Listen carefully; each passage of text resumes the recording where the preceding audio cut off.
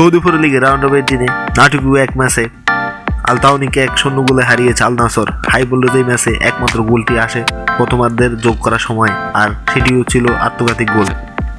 ম্যাচের 45 মিনিটে আল তাওয়ানির ডিফেন্ডার মোহাম্মদ আল দোয়াশির দুর্ভাগ্যজনকভাবে নিজেদের জালে বল পাঠান। সেই গোলেই ম্যাচের ভাগ্য নির্ধারণ করে দেয়।